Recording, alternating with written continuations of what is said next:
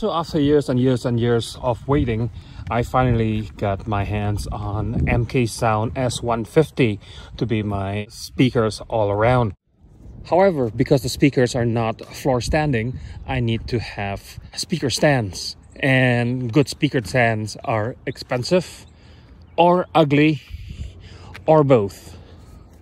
Of course, there are exceptions where the stand is actually, well, actually, no. There's nothing that's not expensive for something that's really solid and beautiful. So my contact at Monoprice suggests me this speaker stand. They are 100 US per pair. And quite honestly, I'm not expecting a lot from $100 pair of speaker stands. When I received the package, however, I'm impressed. Each of the speaker stand is about 20 pounds in weight.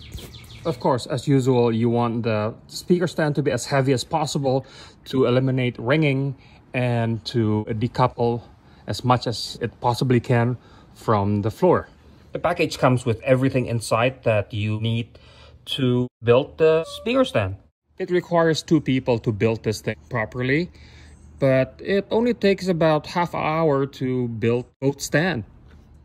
Of course, my cousin added the top part made of wood just so it can fit the MKSound 150 better.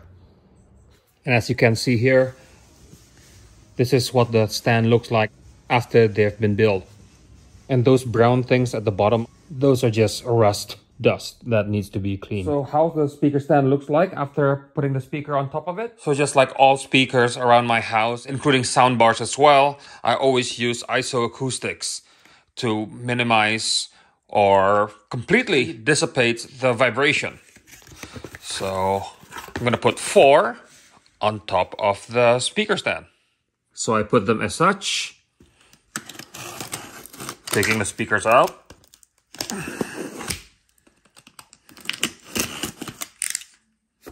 Pull out the nubbin, put the speaker as such, and it's done. So this is how it looks like.